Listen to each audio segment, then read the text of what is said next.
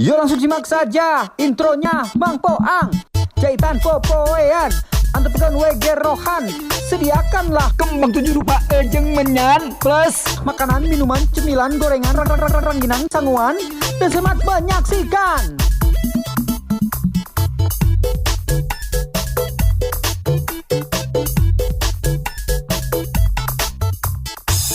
Duit na geus biasa, teboga kabogo geus biasa, teu make calana geus biasa, bogo karanata eta luar biasa. Who's the brainless meatball now? Film berawal dari sebuah kejadian di sebuah rumah tepi danau di mana seorang gadis bernama Teresa sedang duduk di tepi dan dikejutkan oleh drone temannya bernama Caleb. Yang kemudian mengolok-oloknya sehingga membuat Teresa marah dan menyuruh agar Caleb mengecek kondisi pacarnya yang sedang sakit. Couldn't you go see if Jessica is feeling any better?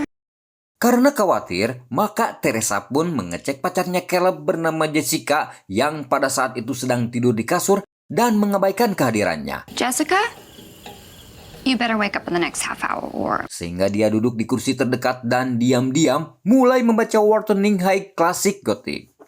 Tiba-tiba Jessica mulai melafalkan kalimat dari buku tersebut dengan suara terdistorsi di mana ia sudah terduduk di atas tempat tidur sehingga membuat Teresa yang melihatnya terkejut dan mencoba untuk memanggil namanya. Jess? And rub ditch too? Please shut up.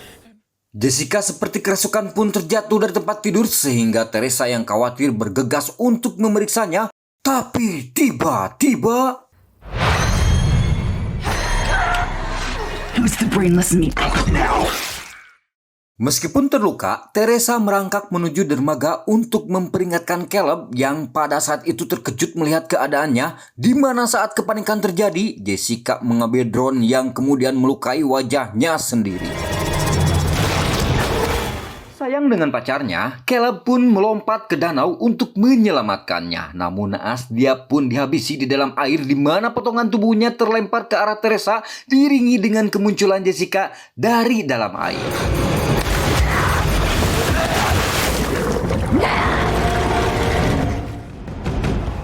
Just give me 5, alright? Kisah berawal dari sebuah wanita bernama Beth yang sedang melakukan tes kehamilan di sebuah toilet klub malam dengan cemas terlebih lagi hasil yang didapatkannya adalah positif. Sehingga ia memutuskan untuk mengunjungi saudara perempuan bernama Ellie yang berprofesi sebagai seniman tato yang tinggal di apartemen tua untuk meminta nasihat. Ellie yang saat itu sedang kesulitan keuangan tinggal bersama ketiga anaknya. Dani seorang DJ, Bridget seorang aktivis, dan sekecil yang bernama si Casey. Beth tiba di tempat Ellie kemudian membagikan hadiah kepada semua orang, tetapi mereka semua tampak kesal ketika Beth akan memberikan hadiah untuk ayah mereka yang diketahui bahwa ternyata mereka sudah berpisah. Sekembalinya anak-anak membeli pizza, kemudian terjadi gempa bumi yang sangat luar biasa, sehingga meninggalkan sebuah lubang di tempat parkir dengan brankas tua di dalamnya, yang karena penasaran, Dani mencoba untuk menjelajahi lubang tersebut dan menemukan foto seorang pendeta dan beberapa surat lama, serta kepingan piringan hitam yang ia segera simpan ke tas. Di ruangan lain, Dani menemukan sebuah peti dengan banyak jimat yang tergantung di atasnya, di mana isi dari peti tersebut adalah sebuah buku tua yang ia pikir ibu mereka bisa menjualnya. Sehingga dia memutuskan untuk membawa buku itu kembali ke apartemen. Ketika berusaha untuk membuka buku tersebut, tanpa sengaja Dani melukai tangannya, sehingga darahnya menetes di atas buku tersebut, yang mengakibatkan buku tersebut terbuka dengan sendirinya. Di mana mereka kemudian menemukan beberapa gambar mengerikan di dalamnya yang membuat Bridget takut dan segera menutup buku tersebut dan meminta Dani agar segera mengembalikannya. I don't like this, Dan. You need to put it back right now. Tapi bukannya segera dikembalikan, Dani malah memutar piringan hitam yang ia temukan dan dari situ terdengar suara seorang pendeta yang menyebutkan potensi mengerikan dari buku tersebut yang dikenal sebagai Narutum Demento atau buku kematian. Di mana pada saat pendeta membacakan mantra dari buku tersebut, Dani tidak dapat mematikan playernya sehingga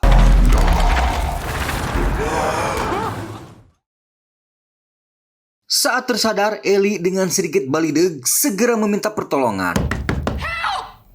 Akan tetapi dia mulai merasakan hal yang aneh di mana dia mendengarkan suara bisikan di telinganya dan mulai mendapatkan sedikit demi sedikit siksaan hingga akhirnya ia tergantung dan diikat menggunakan kabel lip dengan cara yang brutal.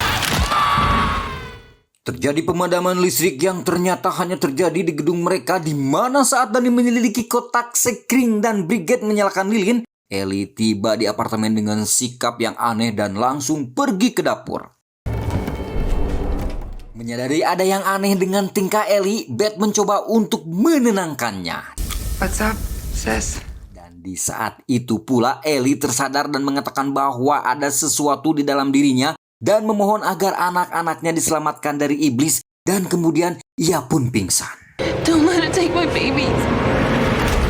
Dengan segera Dani dan Beth mencoba membawa Ellie ke rumah sakit sementara Bridget dan Casey menunggu di apartemen di mana mereka kemudian menemukan bahwa lift tidak berfungsi sehingga mereka terpaksa membawa Ellie kembali ke apartemennya.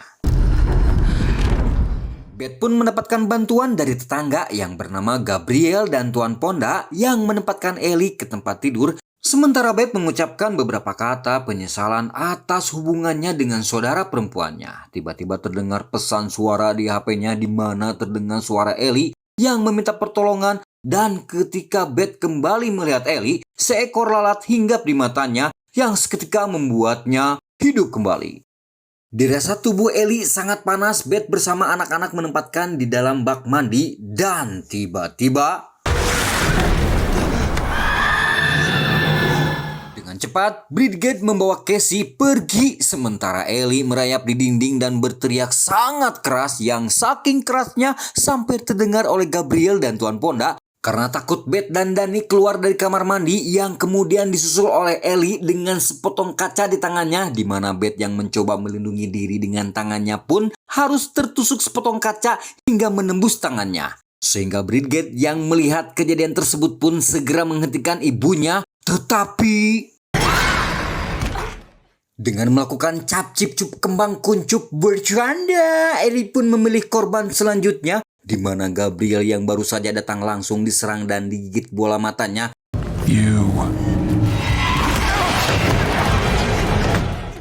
Karena dirasa sudah aman, Beth pun kembali memeriksa keadaan di luar apartemennya di mana Ellie terlihat sedang menghabisi seorang bocil dan Gabriel yang berada di luar sana yang kemudian Tuan Ponda datang lalu menembak Ellie. Namun sayang, Tuan Ponda pun turut meregang nyawa bersama yang lainnya. Bridget yang sadar bahwa ibu mereka mirip dengan salah satu gambar di buku itu pun menyalahkan Dani sehingga hal tersebut mengakibatkan mereka berdua berkelahi di mana Beth yang melerai mereka pun akhirnya diperlihatkan dengan buku tersebut dan menunjuk piringan hitam berisi rekaman suara pendeta membacakan mantra dari buku tersebut. Mom looks just like one of those pictures from that book. Akibat dari perkelahian tadi, Bridget yang terluka pun mulai terkena kutukan di mana ia mulai mengeluarkan cairan hitam dari mata, hidung, dan telinganya sampai ia memuntahkan banyak serangga dari mulutnya. Sementara Casey yang mendengar ibunya bernyanyi mencoba mendekati pintu sambil dibujuk sang ibu agar membukakan pintu, di mana Casey yang merasa kalau ibunya sudah membaik segera membukakan pintu sehingga beruntung bagi Casey karena Beth dan Dani segera datang untuk menolongnya. Namun tak lama kemudian terdengar suara berisik dari arah dapur di mana Beth segera menyelidiki dan mendapati Bridget yang sudah kesurupan sedang jongkok sambil ngelebok beling.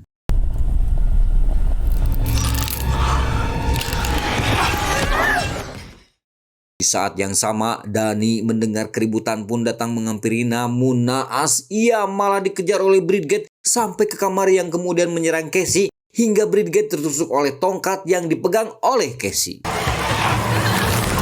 Demi kenyamanan, kebersihan, keindahan, dan keamanan bersama, Dani pun berinisiatif untuk mengikat Bridget di tempat tidur di mana Beth kemudian meminta kepada Dani untuk mendengarkan rekaman tersebut dengan harapan dapat menghentikan kutukan yang telah terjadi. I've got no power to run a turntable.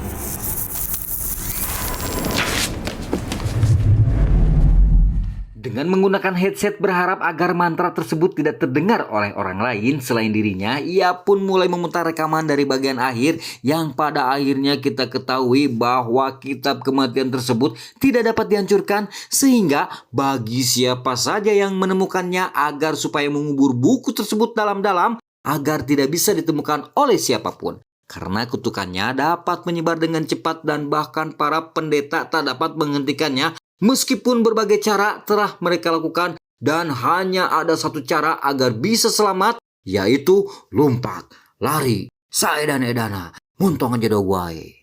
Di sisi lain, Ellie berhasil menemukan jalan untuk masuk ke apartemennya melalui ventilasi di mana Dani yang menyadarinya pun segera menuju ke tempat di mana Beth berada. Tapi tiba-tiba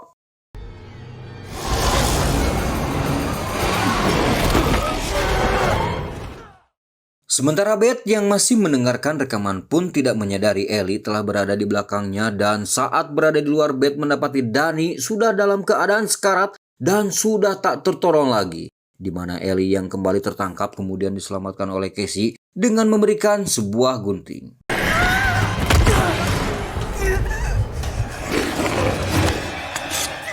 Di luar apartemen mereka menemukan semua penghuni yang tewas ikut berubah menjadi iblis, di mana kita ketahui bahwa setiap orang yang terluka atau mati oleh iblis maka kutukannya akan menyebar di dalam dirinya dan dirasuki oleh iblis. Dengan segera Beth melarikan diri menuju lift, mereka berdua pun tetap mendapatkan teror darah di dalam lift tersebut.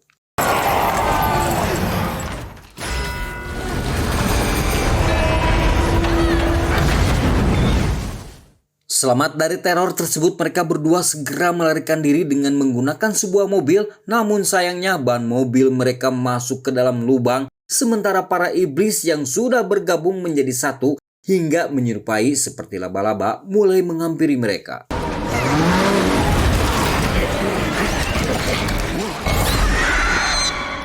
Sebelum pintu parkiran tertutup, Beth dengan segera menarik Casey menuju pintu keluar, di mana Casey yang tertangkap memaksa Beth untuk kembali masuk dan menyelamatkannya. Tepat sebelum gergaji mesin menyentuh tubuh Casey, Beth datang untuk menyelamatkannya, di mana ketika sang iblis melemparkan gergajinya, Beth terjatuh dan hampir mati di dalam mesin pemotong, sehingga Casey yang tak ingin lagi kehilangan anggota keluarganya pun berusaha untuk menyelamatkannya. Come get some.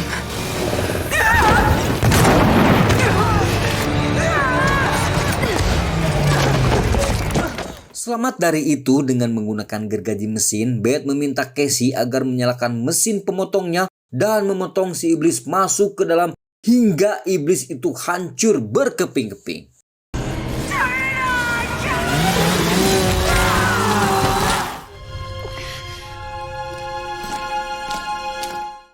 Di akhir film kita diperlihatkan bahwa Jessica merupakan salah seorang penghuni apartemen di lantai bawah, di mana ia hendak berkumpul dengan Caleb, dan Teresa pun menemukan sisa-sisa pembantaian tadi wengi. Dan tiba-tiba